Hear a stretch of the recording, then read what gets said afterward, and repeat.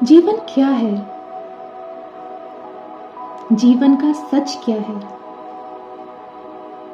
क्या आपने कभी सोचा है कि जन्म होने पर बंटने वाली मिठाई से शुरू हुआ यह जीवन का खेल श्राद्ध की खीर पर आकर खत्म हो जाता है, और यही जीवन की मिठास है। परंतु बड़े दुर्भाग्य की बात है कि इंसान इन दोनों मौकों पर ये दोनों चीजें नहीं खा पाता।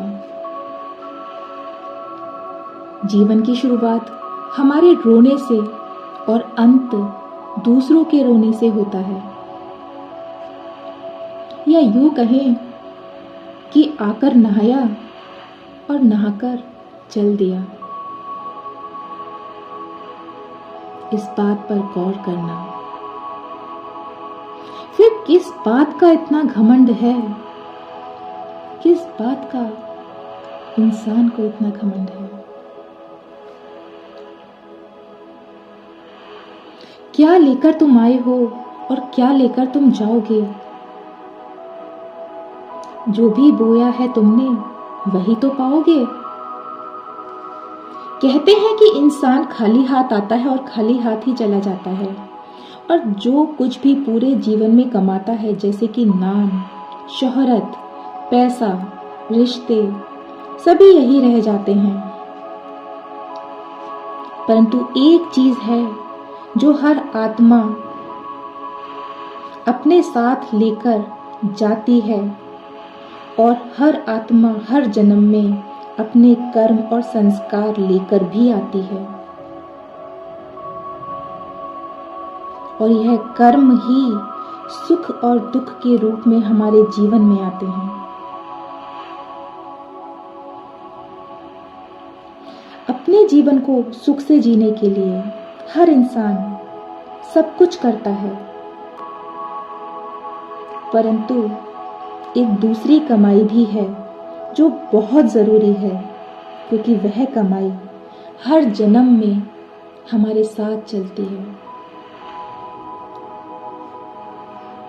और वही कमाई हमारे हर जन्म में सुख और दुख को निर्धारित भी करती है, या यूं कहें कि हमारा भाग्य भी बनाती है। तो हमारा भाग्य कैसे बनता है और कैसे हमारा भाग्य दुर्भाग्य में बदल जाता है? भगवान हमारे कर्म देखते हैं या फिर कुछ और कैसे कोई कर्म पाप और पुण्य में बदल जाता है? इंसान कर्म करने में तो मनमानी कर सकता है, परंतु फल भोगने में मनमानी नहीं कर सकता, क्योंकि हर कर्म का फल भोगना भी निश्चित है। तभी तो हमारे जीवन में कर्म की बहुत ही ज्यादा इंपॉर्टेंस है। जो कर्म हम हाथ से करते हैं वह जरूरी नहीं। सबसे बड़ी बात है कि हर कर्म को करने के पीछे हमारा भाव क्या है, हमारी भावनाएं कैसी हैं। यदि कोई भी कर्म स्वार्थ की पूर्ति के लिए किया जाए तो अच्छा होते हुए भी पाप में परिवर्तित हो जाता है, परंतु दूसरी ओर यदि कोई कर्म अच्छी भावना से बिना किसी स्वार्थ के किया जाए तो एक छोटा सा कर्म भी पुण्य कर्म बन जाता है, और हमारा ऊंचा भाग्य भी बन जाता है। भाव यह है कि भावनाओं से ही हमारा भाग्य और दुर्भाग्य बनता है, तथा वही भावनाएं दुआ और बद्दुआओं के रूप में हमारे साथ में चलते हैं, अर्थात हम लोगों से दुआएं और बद्दुआएं कमाते हैं। और भगवान के आगे भी यही भावनाएं मायने रखती हैं। इच्छा होना गलत नहीं है,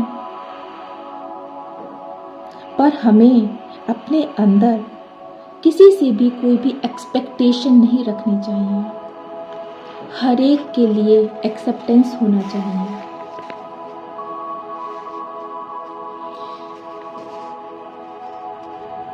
ईश्वर केवल हमारे कर्मों को देखते हैं, हमारी दौलत को नहीं। इसलिए इस सृष्टि रूपी ब्रह्मांड में अपनापन, परवाह, आदर और वक्त, यही तो वह दौलत है जिससे बढ़कर किसी को देने के लिए हमारे पास और कोई भी उपहार नहीं हो सकता।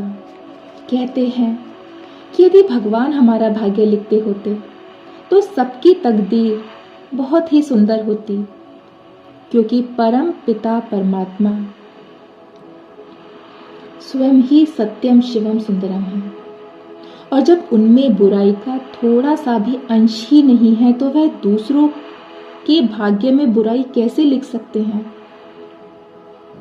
इसलिए हमें ये ध्यान देना चाहिए कि भगवान हमारा भाग्य नहीं लिखते, बल्कि हमारे खुद के विचार, हमारे बोल और हमारे कर्म ही हमारा भाग्य लिखते हैं।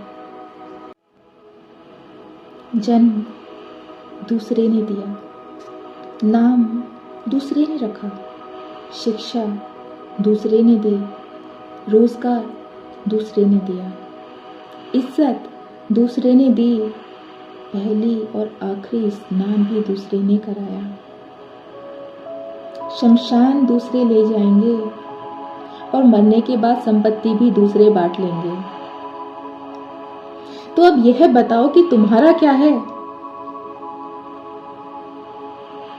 कुछ भी नहीं।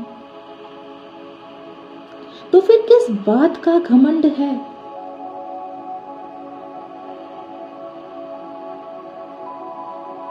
भूमि और भाग्य का एक ही स्वभाव है कि जो भी बोया है वही निकलना तय है। इसलिए हर कर्म हमें बहुत सोच समझ के करना चाहिए, क्योंकि इस कर्म की कमाई से ही हमारा भाग्य बनता है, और यह भाग्य ही हमारे जीवन में सुख और दुख लाता है। 4 दिन की जिंदगी है, हंसी खुशी से काट लो, मत किसी का दिल दुखाओ, दर्द सबके बांट लो। कुछ नहीं है साथ जाना, एक नेकियों के सिवा। कुछ नहीं है साथ जाना, एक नेकियों के सिवा। कर भला होगा भला, गांठ ये ही बांध लो।